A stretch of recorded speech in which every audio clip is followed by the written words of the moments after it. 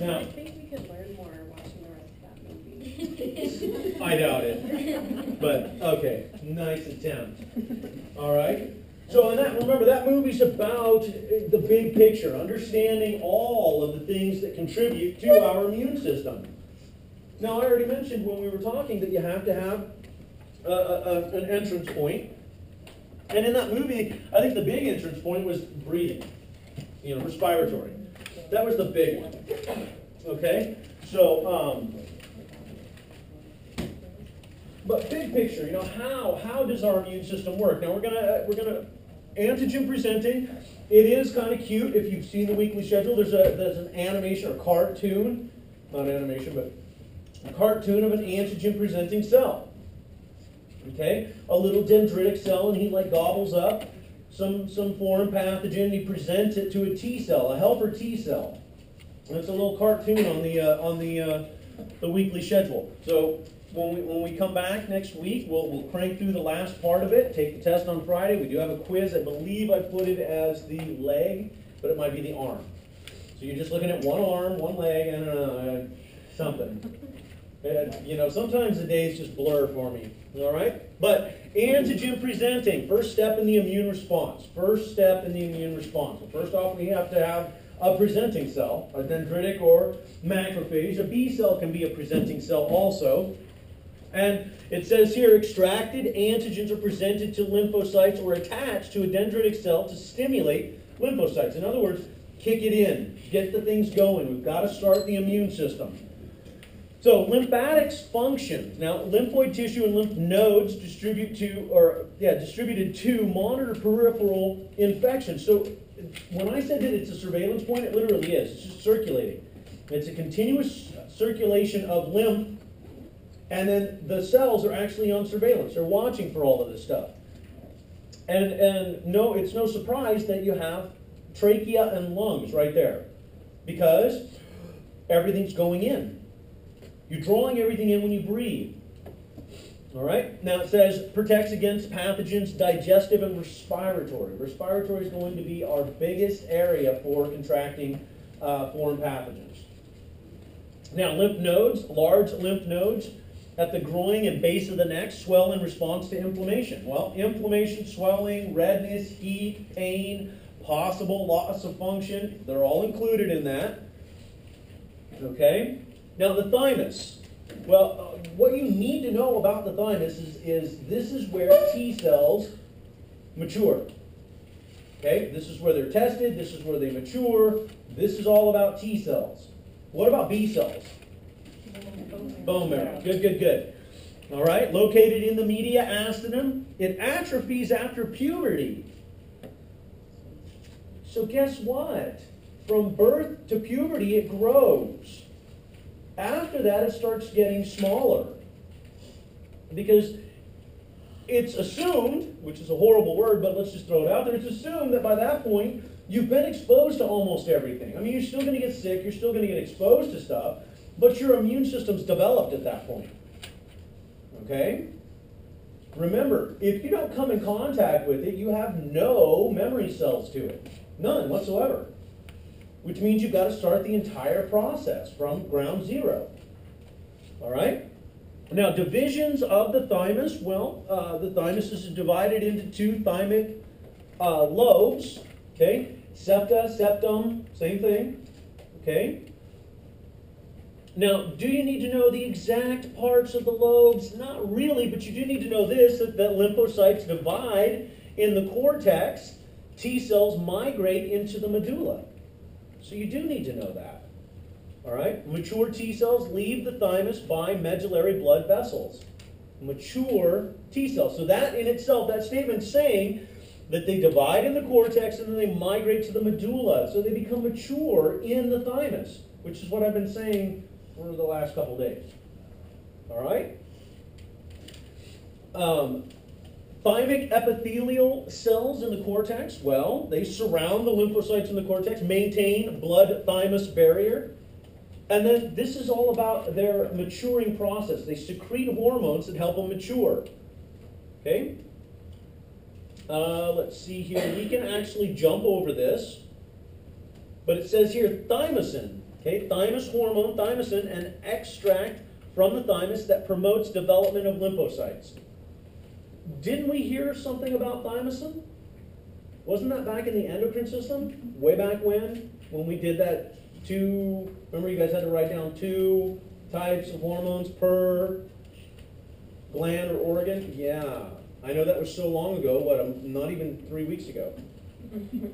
But yeah, let's tap into those memory banks. Okay, location of the thymus, just superior to the heart.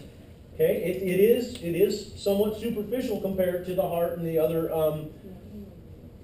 organs in that area. Good look at it, left, right lobe, septum, lobules. Okay, closer look, higher magnification reveals the unusual structure of the thymus corpuscles. Okay, we're talking about this is where all of our lymphocytes are going to be hanging out.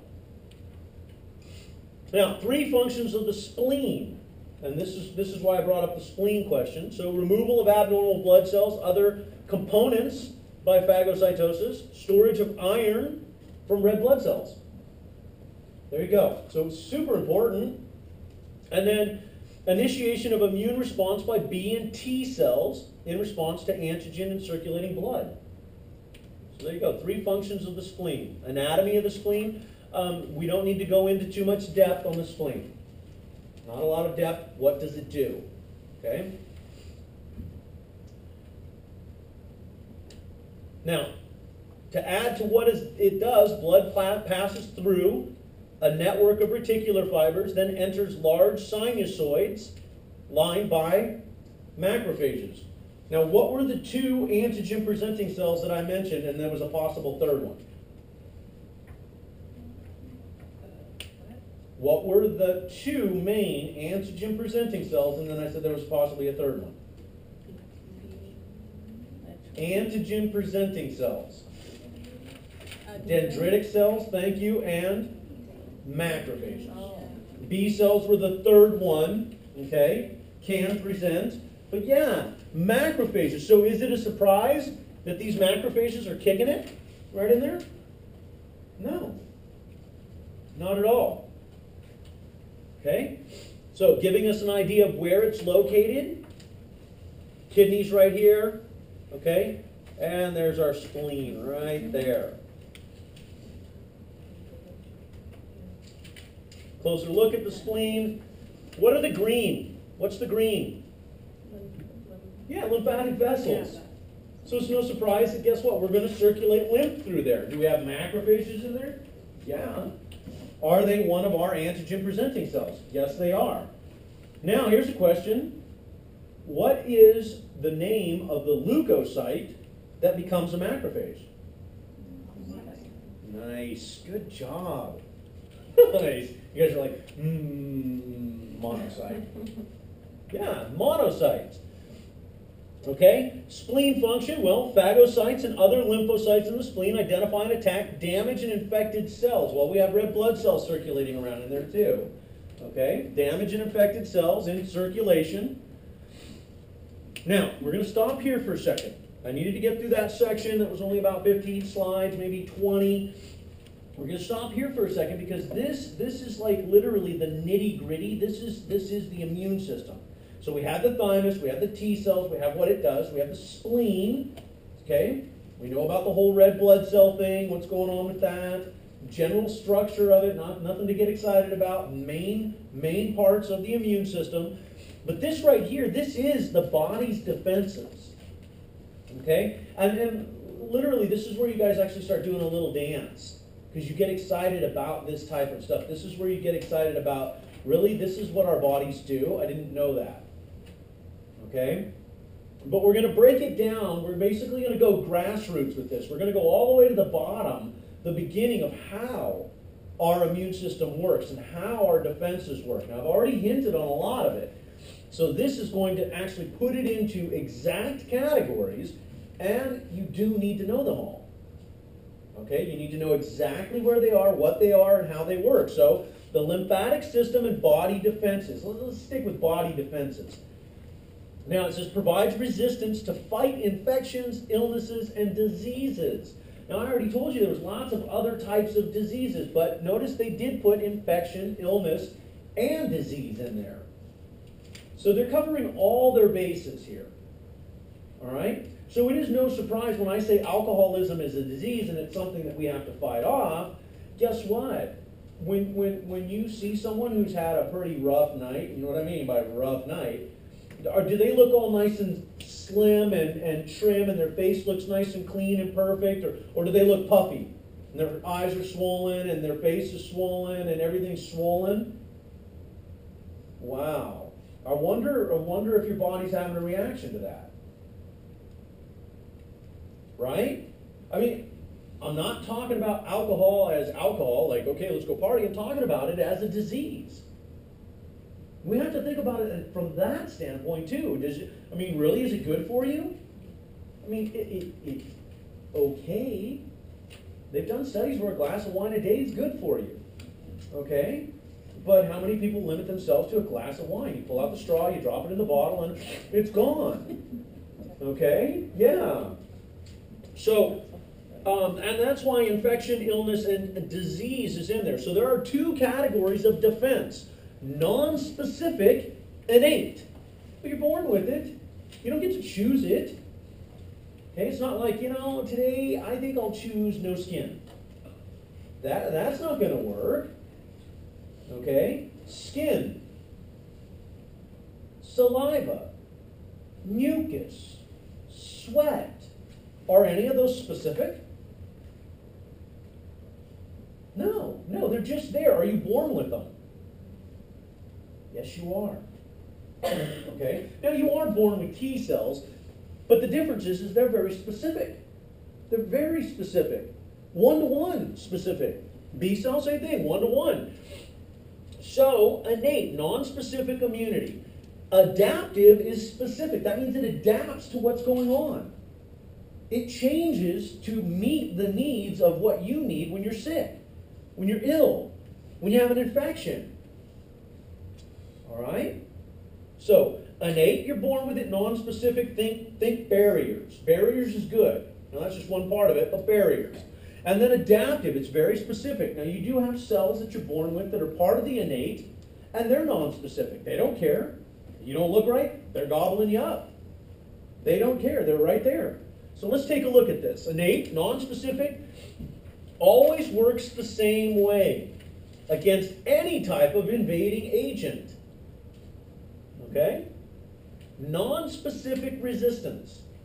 It's just there. It's just there. Mucus, just there. Sweat, just there.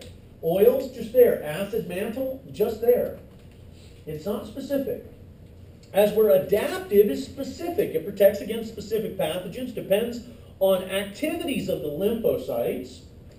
Specific resistance immunity develops after the exposure to an environmental hazard. Now, that's a stretch too. That's a stretch. By environmental hazard, is that like some kind of pathogen that's got red flags and a go slow sign, like, no, you can only go that way? No.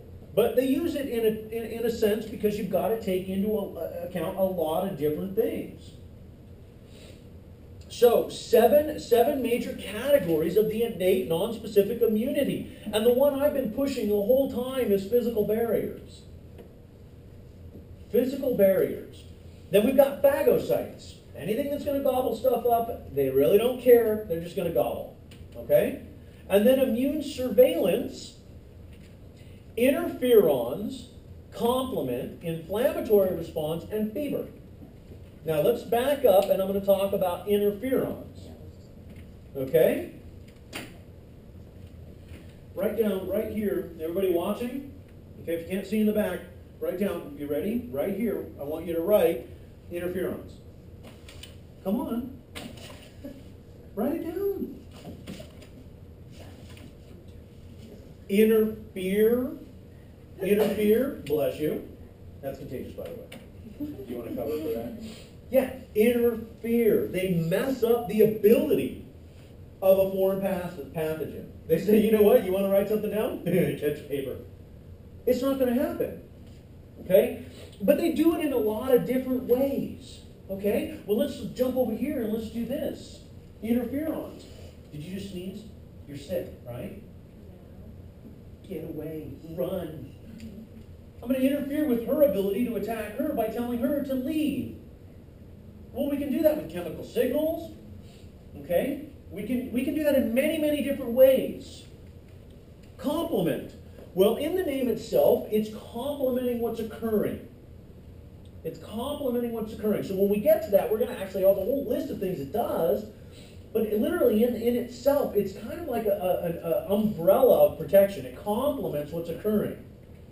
All right? And then inflammatory response. Swelling. Swelling, swelling, swelling. Lots of fluid in there. Okay? Really messes with the infection. And then fever. Now, unbelievably, and this is one of those things where we got to get rid of the whole naysay, lying, social media, social, however you want to think about it. Okay, people are like, oh my gosh, you have a fever, go to the doctor. No. If you have a fever, let it run. You're an adult. Okay? Fever, good. Taking fever-reducing medication, bad. Really. Sitting there like, come on. I know, it's horrible. It doesn't, but the way I look at it is on burn, baby, burn. And I'm not kidding, because heat denatures and slows down foreign pathogens. It literally slows them down to the point where your body's like, aha, and can attack them. So by reducing your fever, all you're doing is saying, okay, carry on, pathogens. That's like unleashing 25 5-year-olds in a room filled with China. Like, go. Yeah, they'll break everything. Okay? Fever slows everything down. It stops the process. Well, it doesn't stop it, but it slows it down to the point where your immune system can attack. What about for kids? Even for kids. Oh, yeah. I don't know how to say if it's higher than the one. Okay, so now here's the big one. Well, what if it's higher, if it's low? Okay, well, human beings, anything below 104 we can deal with. Most people can't deal with it. If you're at 103, you're freaking out. You're like, I'm dying, and your eyes are bleeding and everything else, when really nothing's happening. It's sweat, and you're panicking, and your brain's fried, and you don't know what's going on. But honestly, anything below 104. Now, should you watch it when you're in the hundreds? Yes, you should. But it's there for a reason. It's there to actually slow the foreign pathogens down to the point, or denature them, so that you can actually fight them off. Now, as you get higher, I have to say this, it will actually denature your own protein, and that's why anything above that point is not good for you, because you start burning up and breaking down your own proteins. Not good. Okay?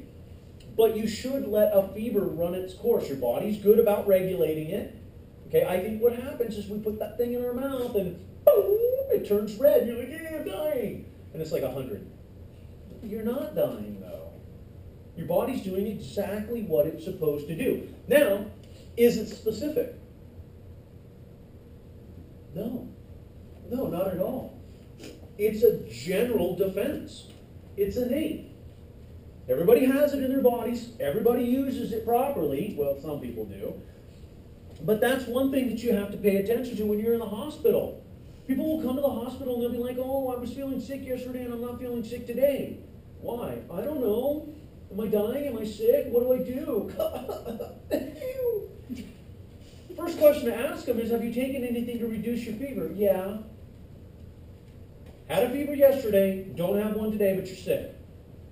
Really? It's not like it's going away. You just gave yourself a fever reducer. Yeah. So you got to watch out for that stuff. They're still sick. They've just reduced their own fever. Okay? All right. So, do we need to know all 7 categories? Yeah, we do. We do. Because 2 of them right off the bat, inflammatory response and fever, are going to be hugely important. So physical barriers keep hazardous materials out. Phagocytes attack and remove dangerous microorganisms. Look at natural killer cells.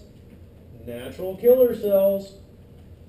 Okay, interferons, chemical messengers that trigger production of antiviral proteins in normal cells. Antiviral proteins do not kill viruses. They block They block the replication. They interfere with its ability. So literally, an interferon is doing this. I'm infected. I'm a cell that belongs in the body. I'm going to produce antiviral proteins. My antiviral proteins are going to float over to you guys. You're going to take them in and you're going to say, shut all the machinery down. Because now when the virus comes over to try to get in, it can't. Or if it does, it can't do anything. You interfere with its ability to replicate. Okay? It blocks replication in the cells. And in the video yesterday, what did she say? Like a key in a lock. It's in. Interferons interfere with its ability to do that. Now, why didn't it do it yesterday? Because it's Hollywood and an all-star cast. Too fast. Way too fast. Your body didn't have enough time to actually make interferon and start blocking the pathway. It was way too fast. So something like influenza B, pretty slow. Your body's like, you know what? Yeah, start producing this. Okay? So, yeah. It interferes with its ability to take over the other cell. Does the other cell still die? Yeah. It just can't replicate itself. The virus can't replicate itself. All right? Complement. System of circulating proteins assist antibodies in destruction of pathogens. They complement the process. Okay? Now, we already know what antibodies are. I already talked to you about how antibodies work, and we're going to go in a little bit deeper on that. But these are proteins that circulate around and help with that process. Agglutination, lysis, all those different things that can occur, they're going to help with it. Inflammatory response, localized tissue level response that tends to limit the spread of injury or infection. Inflammatory response. And then, last but not least, a high body temperature increases body metabolism, accelerates defenses, and inhibits some viruses and bacteria. So it's no surprise that when you get a fever and you're sick, guess what? Your metabolism shoots through the roof. Your hair, your nails all grow really super fast. And when you're done being sick, you're like, look it, I lost 20 pounds. That's because you sped your entire metabolism up, but you were so sick you didn't eat anything. Now you wonder why you lose weight when you're sick. Because your body's like, fight, fight, fight, fight. Remember, we're mobilizing tons and tons and tons of cells. And if you're mobilizing all those cells, don't you need energy? Don't you have to feed the army? Yeah. And because of that, it accelerates defense. It increases body metabolism. So when you're sick, guess what you're supposed to do? Eat. Eat. Do you feel like eating when you're sick? No, not at all. Especially if it's associated with your stomach. Because then you're like, blah. I tried. Okay? All right, so physical barriers, phagocytes. Okay, there's our macrophages, our neutrophils, our free macrophages, eosinophils. And what do monocytes become? Really? Yeah, easy peasy. Okay? Immune surveillance, it's all about our friend natural killer cell. Okay? Interferons, we're going to secrete, or, chemical messengers, interfere with the release of activated lymphocytes, macrophages, and virus-infected cells. Or interferons released by activated. Sorry, I totally botched that up. Okay? So, not only is a virus-infected cell, Mimi, can basically secrete these and say, protect yourself, Ellen, okay? But lymphocytes and macrophages can release them too in response to this. Okay, complement. Notice what's happening. Complement binds to it and lysed pathogen. Yep. Inflammation.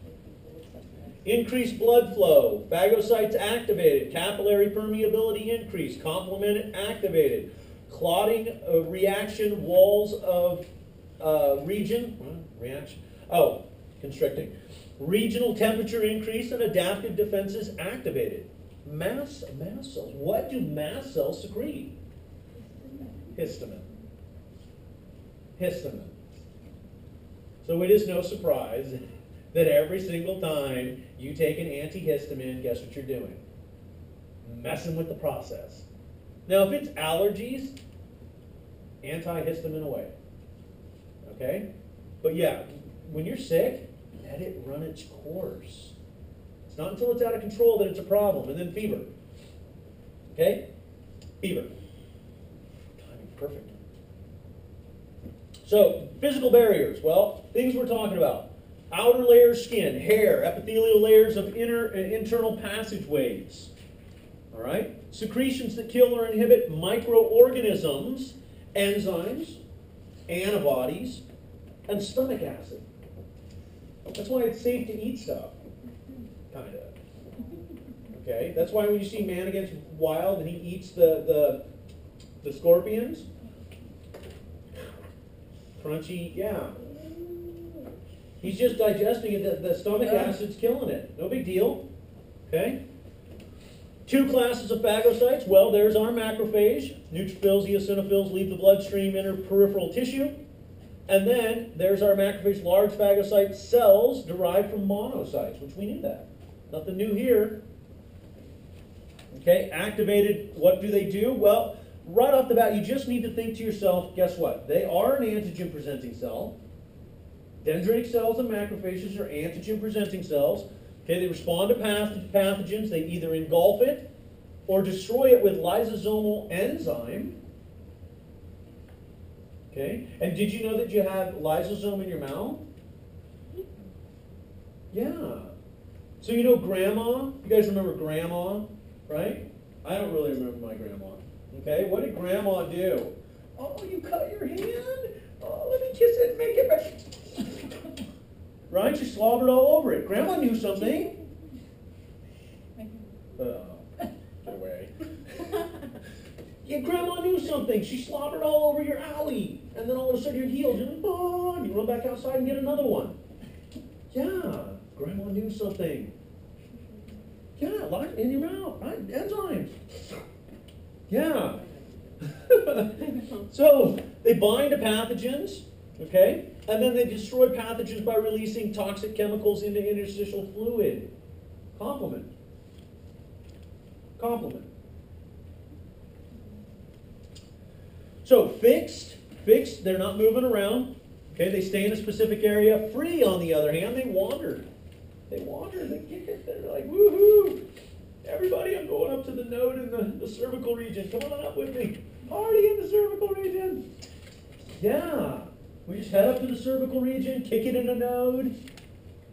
Okay, phagocytize a couple foreign pathogens. Yum. That's the way to spend a Friday night. Cervical nodes. Oh, that's where I'm going. I'm going to the cervical nodes tonight, man. Yeah. It's going to be so much fun. Is that where you're going?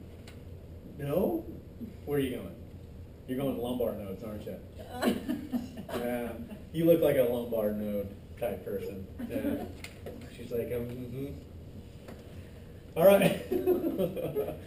Histocytes, okay? Microglial Kupffer cells. Kupffer cells, straight out of the liver. Straight out of the liver. And then microglia, everybody knows that, central nervous system. This is a support cell in the central nervous system. Okay?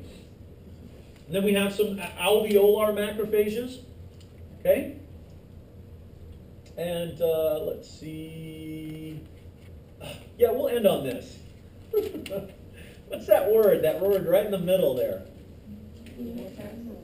Positive chemotaxis. Are we secreting a whole bunch of chemicals? Yeah. Are we causing inflammation? Yes. Is histamine available? Yes. What do? We migrate to the areas where there's these chemicals to help defend against foreign pathogens. Do I have any questions?